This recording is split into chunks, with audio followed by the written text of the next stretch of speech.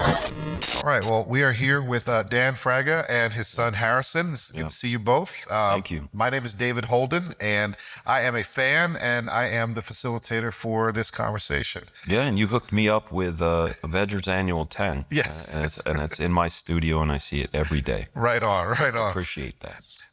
We're calling this 5 Questions with Dan Fraga, and Sure. I'm just going to start off asking you question number 1. How did you get into the hobby before you became a professional? Just what was your experience with comics before you started making them? That's a really easy question to answer. When I was growing up, I grew up on a chicken farm, and we didn't have a lot of money. And a lot of my chores, when I did my chores, I had this radio that could pick up TV signals. So I would listen to cartoons while I worked. So I had a lot of this stuff in my head. And one day I was at a Quick Mart and I picked up a comic, and there was just something about the artwork and the heroes and things that was like a manifestation of things that I would think about. So I would get frustrated because I would see things in my head and see things in comics and want to do them myself. Mostly because we didn't have a lot of money. Like, kids play with toys, and I figured if I can make these scenarios if I could draw them. So I started buying more comics, and then I found out that there was a thing called a comic book store, because I was buying them from the gas station, and I bought this comic called Marvel's Guide to the Marvel Universe. It was number 5, From Gardner to the Hulk. And in it, there was a character. And I don't know if you remember that comic. Marvel, I do. Okay, I do. So it was like for the people that don't know, it was like an encyclopedia for Marvel characters, and it gives you their name, their power, their weight, their height, and their first appearance. And I remember seeing a character that I liked in it, and I asked the clerk, who was busy selling slushies and gas, "Hey man, do you have Iron Man 83?" And he's like, "Why would I have that?" I said, "Well, it says here that this guy was in Iron Man 83. Do you have it in the back?" I'm like 12, so I think he had no concept. Whatever's in the back, he has everything back there. Right. So he's like, "No, a truck comes and picks up the old ones and drops off the new ones." And I was like, "Well, what do they do with the old ones?" He says, "I don't know." And some guy in the store said, "You need to see some back issues at the comic book store." And I said, "What's a back issue?" Comic book store? And it turned out that there was a comic book store two spaces down from the arcade that I played at. But when you're a kid, you think about candy, you think about video games. I never knew to look right. I was always going. Just made a beeline. Yeah, I wanted to play Galaga. I wanted to play, Donkey Kong and Pac-Man and Defender. And I remember walking in to that shop and just kind of being in disbelief. There was a comic on the wall. It was Amazing Spider-Man 121. And it said, "Somebody is gonna die." Who? And it was $27. And this is an 85. That's $82 today, right? Right. And I asked the shop guy, I said, "Well, who dies?" He said, "Well, you have to buy it to find out." And so I started mowing lawns to make money. They let me put it on layaway. Of course, I found out who dies and became a huge Green Goblin fan. Around that time as well, I didn't know they made G.I. Joe comics. So I bought G.I. Joe, and I really was attracted to this one Mike Zeck cover with Snake Eyes and Storm Shadow. So I remember copying it a bunch. I also found these characters called Cloak and Dagger. Yeah. Right? Yeah. And there was this mini-series by Rick Leonardi. So once I found out there was a thing called comic book store, my grandfather, who was very invested in me liking art because he was an artist as well, he took me to Berkeley, and we bought Spectacular Spider-Man 64, which was the first appearance of them. And from there on out, I was completely hooked. And I didn't even know it could be a job yet, right? Until there was a book. The book had already come out, but it was an ad in a Marvel comic called Marvel Tryout. Yeah. It's the one that Mark Bagley won. Right. That's how he broke in. And I was like, wait, you can do this as a job? And I became hyper-focused on making it my job. Wow. Yeah.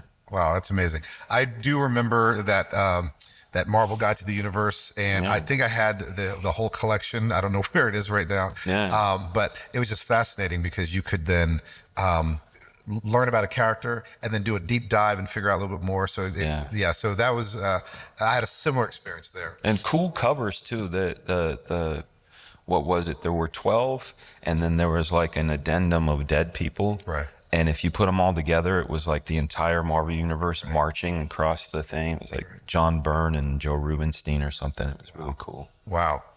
I really appreciate your encyclopedic knowledge of just all of the creators and everything that they've done. Talk to me a little bit about your training. Question number 2 is, what type of training did you have as you were developing your skills?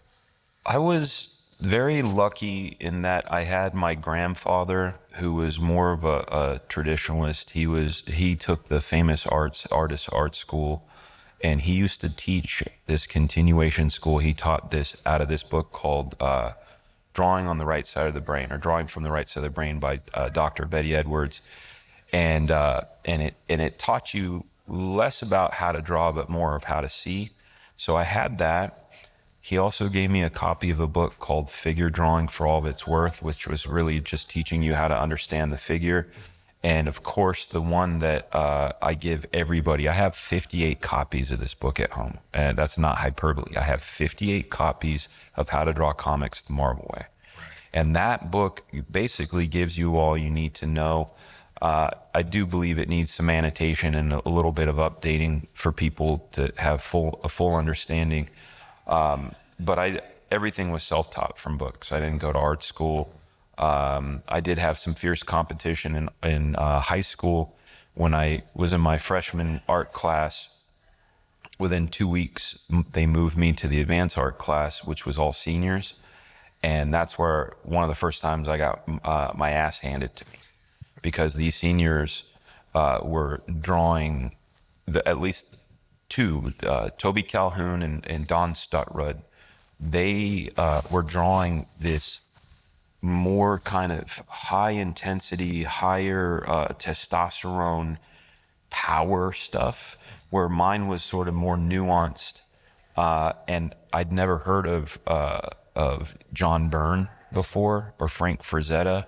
And these guys were like, oh, this is just John Byrne and Frazetta. And they gave me a real quick art education. So I learned a lot from them. And also I just have this obsession. You know, I try to tell people I don't take offense when someone says, oh, you're so talented. I don't take offense from it, but I do correct them. I say I am not talented. I am skilled, because I have a propensity to want to do it, but it doesn't come natural to me. Everything that I do that people say, oh, you do that so well. Not the first time, not the 100th time, not the 500th time, you go, oh, you do it well. So everything I do has come from grinding, you know? So that's it. Well, it seems like that in addition to, like you said, you've got the skills, but there's also a mindset too. It's like obsession. You have to persist. Okay. Oh, yeah. Well, it all goes back to the answering your first question, which is the one, not mutant ability, but the one God-given thing that I was given is I see pictures in my mind quite clearly. If you said, you know, a crisp apple under blue light with a field behind it, I can smell the field, I see the apple, I can taste the apple, it's all there. So a lot of what I've done since I was, you know, 11, 12, and found out about comics has been trying to take what's in and pull it out. You know what I'm saying? Oh yeah, definitely. You translate really well. You take the concept, translate it, and it becomes very concrete in your brain, and then onto the paper. Yeah. Talk to me a little bit about your breakthrough moment, your first published work, and how did that come about? Well, there were 2. When we say published, we have to kind of define what publish means, because if you want to say publish means in print and more than 10 copies, my first published work was in the Martinez News Gazette in 1989. Okay. And what had happened is at Christmas of 88, I received this book as a Christmas gift. It was Alan Mackenzie's How to Draw and Sell Comics and Newspaper Strips. Okay. And I studied it from front to back, and they gave sort of business savvy in that if you want to be in a newspaper strip, you need to talk to a newspaper editor, you need to all this stuff. So I was 15 years old, and I put together this proposal that I learned how to do from this book of my comic character called The Adventurer. I drew about 2 months worth of dailies, and I brought it in and I put it in front of the editor, and he kind of laughed because here's this 15-year-old kid, but he also saw that I wasn't playing, you know? Right. And they gave me a chance, and they even put me on the front page of the newspaper. Young Artist Has Lofty Goals was the headline, and I did 3 months of daily strips in that paper. So that was breakthrough number one. Breakthrough number two, which was the big one, and it's actually, you know, I thank God for the fact it's right time, right place. Any other moment, it wouldn't have happened. I used to do a public access TV show. It was a live show called Comic Review for You. Okay. So I used to talk about this week's comics and this sort of thing. And every now and then we would do pre-taped segments. Like I'd go to a comic store and talk about that, or go to the mall and talk about Batmania. Remember Batmania? Right. And then I did an episode on portfolio reviews, and I went to this convention called the Pelicon. Okay. And it was in San Francisco. This was November 19th, 1989. And the guest list was Derek Robertson, Eric Larson, Arthur Adams, and a very young Rob Liefeld. I wanted to go to have my portfolio reviewed by Eric Larson because about 2 years prior, he told me that I would never draw comics and that I sucked and that I should stay making pizzas. And that was sort of amplified my want to do it even more, because you want me to do something, tell me I can't. That's how I am. But Eric reviewed my stuff, but I also showed my stuff to Rob Liefeld, who at the time had only done Hawk and Dove, a couple of annuals, and a What If. He didn't even do New Mutants, X-Force. None of that had existed yet. But he had just gotten that job. Okay. He had just gotten the New Mutants job. And my friend Mike was flipping through, you've been in my booth, my little sketch section. Right. My friend Mike was flipping through Rob's sketch section, and he saw this character design, which ended up being the character design for Strife. Right? Okay. Yeah. And my friend bought it for $40. He still has it. The original character design of Strife. That was a great buy. Huge buy. The back of it, though, had Rob's personal information because it was his stationery. Right. Rob Liefeld, Whittier, phone number, fax number. Okay. So that Monday, I just called Rob out of the blue. Oh, wow. I did this a lot. I did this a lot. I would find where people lived and I would call them, cold call them. I cold called Mike Zeck. I cold called Art Adams. Some people I asked like Jack Kirby, I asked him for his phone number. He gave it to me. Okay. But I just had this sort of no, and if no is the answer, I'm still where I was before I asked. Right. So I always ask. Right. So I called Rob and I said, hey, this is Dan Fraga. I'm the kid who talked to you about portfolio reviews. Like, how did you get my number? You know, well, it's on the back of the, stationery. And he's like, oh, crap. So I said, listen, the advice you had given me was so good and actionable.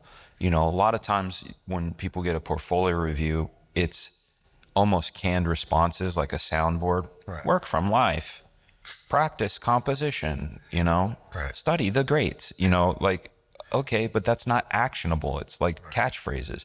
Rob would say something like, this kind of lacks dynamics and power. If you look at Jack Kirby and look at the way he designs a page, he pushes you through the page with dynamics and graphics. And you're like, oh, so I said to Rob, hey, I noticed your fax number is on here. I could hear him, I notice your fax number is on here, and I work in my high school office where we have a fax. Do you mind if I fax you pages and such? And he said, yeah, fine. So over the next 2.5 years, my junior and senior year of high school, I would fax him all my new stuff, and he would give me advice. And one day in 1991 at San Diego Comic-Con, I saw him and Marat Michaels walking, and they told me about this new company that they were planning on starting. And it was just Todd, Rob, and Eric Larson. It wasn't even called Image Comics yet. And they said that they need more artists, and that if I'd be interested, they would, that I should think about it. So then in December of 1991, 6 months out of high school, I was told, if you are interested in drawing this book, which never came out, it was called The Odd. It was based on, it was Rob Liefeld's take on Wizard of Oz. So if you can imagine Dorothy sexy, and Toto is like a wolf, and like the lion is like this feral like guy, and Tin Man was this badass Iron Man guy, but it never happened. But they said, if you relocate here to SoCal, you have a job. So I did. Wow. I didn't have a job. So I ended up living above a comic book store. I worked in the comic store to pay rent. I played game of 21 to eat. Really? Yeah, I basically would tell people, hey, I'm going to be this. You've heard of Image Comics? And it was like whispers, Yeah. I'm one of their artists. Yeah, sure you are. No, look. Oh, you're not that bad. I go, I will play you 21, because we had in the warehouse a single hoop. I said, I'll play you to 21. If I win, you give me $5. If you win, I give you a drawing. Because I had my Taco Bell thing down to $3.83. Right? I knew that $5 would get me this, and if I, had some losses, I still had a little left over, and but eventually, I took the initiative and started drawing my own stuff, which Rob saw, which we ended up tuning a little bit to my first printed work, which I know is a question, but my first big printed work, which was in Youngblood 0. I did, I think, 10 pages in that. Okay. But that's where the break came. Wow. Yeah. Wow. From that $40 sketch with the fax number on the back. Yes. Yeah. What a great story. Yeah. I mean, yeah. I don't know if that could happen today. No, I can't. That was just. That's what I'm saying. It was literally like completely God crafted. I could not have planned it. Yeah. Wow. It's amazing. You did mention some advice that you received there, but the next question was some best advice you received to just boost your professional career. So whether it had to do with your improving your skills, or maybe some decision that you had to make, or anything like that. Tell me about some advice that you've received that you've never forgotten, and it's really worked out well for you. That's a tough one. I've received a lot of good advice. I've received a lot of bad advice. This one came later. I did an interview with Neil Adams in 2018, and I asked him, "Do you have any advice for young artists out there?" And it's so simple, and it's got swearing in it. And I'll take the swearing out since Mr. Man is over here. But he literally said, just don't mess around. Right. Don't mess around. Stay focused.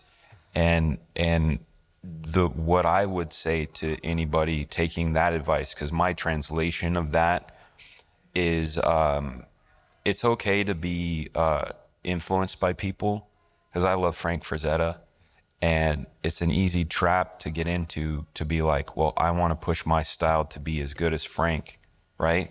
But what's going to end up happening is people are going to say, you're a Frank Frazetta guy. Right. You're derivative, you're copying. Right. Uh-huh.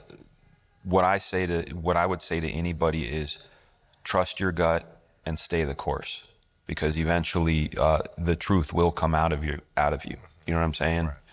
Right. The worst advice anybody can get is to chase trends. Do not chase trends. and be proactive and don't be reactive, because you'll always be second. The only time it's ever worked, there are 2 times in history that I can note where being reactive has been good, and it's a damn shame. Oreo cookies is a reactive product. They're not the first. Okay. Hydrox cookies was the first. Right. Oreo copied them and surpassed them. Right. And Kid Brick was the first, and Lego stole their design, and they became Lego. Oh. That's the only 2 times where being like reactive pays off. Right. But you gotta just stay the course on being truthful through what you have, because at the end of the day, every single person, I guarantee you, if anybody was to go down the list of people that they like, not a single one is derivative, that you know they are who they are from 50 yards. Right. You know what I mean? Yeah. No, that's some great advice, because that's just not about comics in general. That's just some good advice for life. And, yeah. Before we end, is there anything else that you kind of want to just share with your fans, the people who are watching the video? We live in a very blessed time, and I know we're in a really crazy part of the world, and it's like a double-edged sword with social media, but never in the history of my life, and I've been here 50 years, do we have the access to be the masters of our own destiny. The fact that you have a movie studio in your pocket, right. You can shoot anything you want. You've got new products coming out like Procreate Dreams, where you can do feature quality animation on an iPad. You have YouTube, you have Instagram, Facebook, Twitter, Rumble, all these places to share your view. And furthermore, you have all the resources to figure things out. Like, for example, my car. I have an old 2009 Jetta, and suddenly my AC wasn't working. It was either off or all the way. And, you know, if you go back to 2005 or even 2006 when YouTube started, and I had that same problem, I'd take it to the shop, I'd pay them $800, and it would be done. Or I can type in 2009 Jetta air conditioner not working, and all of a sudden I find out it's the resistor, and it's a $5 part, and it takes 10 minutes to do. And now I just spent $5 in 10 minutes to save $795. So we have the resources. Anything you want to do. You want to learn how to paint, you can.